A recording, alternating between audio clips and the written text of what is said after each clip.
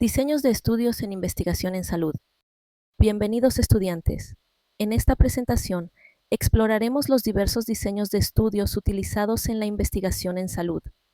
Comprender estos diseños es crucial para evaluar críticamente la evidencia científica y aplicar los hallazgos a la práctica clínica. Los estudios observacionales descriptivos son fundamentales para generar hipótesis. Estos estudios describen la frecuencia y características de una enfermedad o condición en una población. El reporte de casos describe la experiencia inusual de un solo paciente. La serie de casos, por su parte, analiza un grupo de pacientes con características similares. Ambos son útiles para identificar nuevas enfermedades o efectos adversos. Los estudios de cohorte siguen a un grupo de individuos a lo largo del tiempo para observar la incidencia de una enfermedad. Existen dos tipos principales: prospectivos y retrospectivos. En los estudios prospectivos, la exposición se mide al inicio y el seguimiento se realiza hacia el futuro. En los retrospectivos, tanto la exposición como el desenlace ya han ocurrido al inicio del estudio. En los estudios de cohortes se pueden calcular medidas como el riesgo relativo y la razón de tasas de incidencia. Estas medidas cuantifican la asociación entre la exposición y el desenlace. La identificación de la cohorte debe ser clara y basada en criterios bien definidos. Es crucial asegurar que la cohorte sea representativa de la población de interés. La medición de la exposición debe ser precisa y estandarizada. Se deben considerar posibles sesgos en la medición y cómo mitigarlos. El desenlace debe definirse de manera objetiva y reproducible. Es importante minimizar el sesgo de detección del desenlace. Un seguimiento completo es esencial para evitar sesgos de selección. Se deben implementar estrategias para minimizar la pérdida de participantes.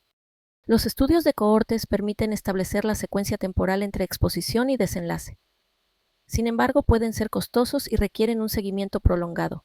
Los estudios retrospectivos de cohortes son más rápidos y económicos. Sin embargo, dependen de la disponibilidad y calidad de los datos históricos. Los estudios de caso control comparan a individuos con una enfermedad, casos, con individuos sin la enfermedad, controles. El objetivo es identificar factores de riesgo asociados con la enfermedad. La selección de los casos debe basarse en criterios diagnósticos claros. Es importante considerar la representatividad de los casos. La selección de los controles es crucial para evitar sesgos. Los controles deben ser similares a los casos en otros aspectos relevantes. El sesgo de selección puede ocurrir si la selección de casos o controles no es aleatoria. Esto puede llevar a conclusiones erróneas sobre la asociación entre exposición y enfermedad. El emparejamiento se utiliza para controlar posibles factores de confusión. Los controles se seleccionan para que sean similares a los casos en ciertas características.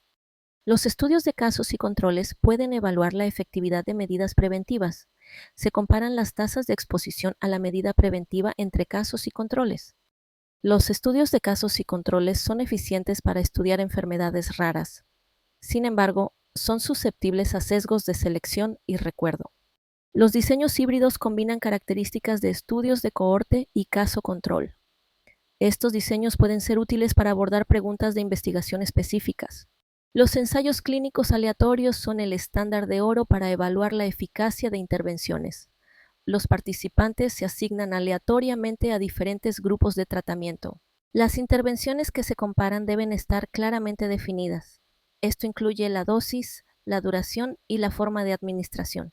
La variable de respuesta debe ser objetiva y medible. Es importante definir criterios claros para evaluar el éxito del tratamiento. La selección de la población debe basarse en criterios de inclusión y exclusión bien definidos. Esto asegura que los resultados sean aplicables a la población de interés. La asignación aleatoria minimiza el sesgo de selección. Esto asegura que los grupos de tratamiento sean comparables al inicio del estudio. El enmascaramiento, cegamiento, minimiza el sesgo de evaluación. Ni los participantes ni los investigadores deben conocer el tratamiento asignado. Un seguimiento completo es esencial para evitar sesgos de selección. Se deben implementar estrategias para minimizar la pérdida de participantes. La estrategia de análisis debe estar predefinida. Se deben utilizar métodos estadísticos apropiados para comparar los grupos de tratamiento. Un ensayo clínico puede finalizarse anticipadamente si se observa un beneficio claro o un daño significativo.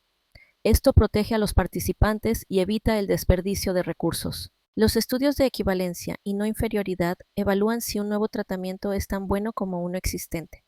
Estos estudios requieren un diseño y análisis cuidadosos. Los ensayos pragmáticos evalúan la efectividad de una intervención en la práctica clínica habitual.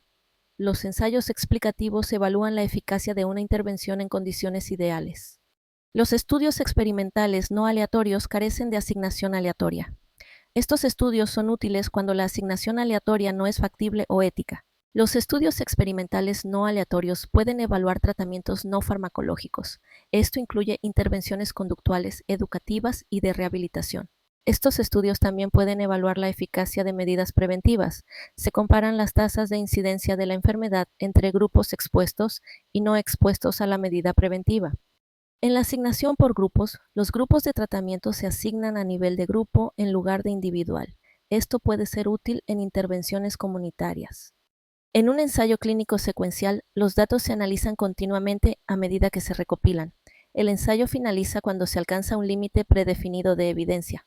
En un ensayo clínico factorial, se evalúan múltiples intervenciones simultáneamente. Esto permite evaluar las interacciones entre las intervenciones. En un ensayo clínico cruzado, cada participante recibe todas las intervenciones en secuencia. Esto reduce la variabilidad entre los grupos de tratamiento. Los ensayos comunitarios evalúan intervenciones a nivel de comunidad. Estos ensayos son útiles para evaluar intervenciones de salud pública. Existen otros diseños experimentales menos comunes. Estos diseños pueden ser útiles para abordar preguntas de investigación específicas.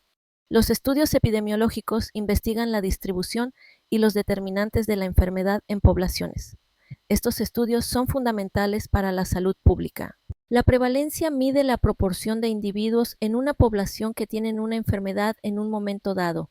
Es una medida útil para planificar los servicios de salud. Las revisiones sistemáticas sintetizan la evidencia de múltiples estudios. Son una herramienta esencial para la toma de decisiones basada en la evidencia. Una revisión sistemática consta de varias fases. Estas incluyen la definición del objetivo, la identificación de los estudios, la selección de los estudios, la valoración crítica, la extracción de los datos y la estrategia de análisis.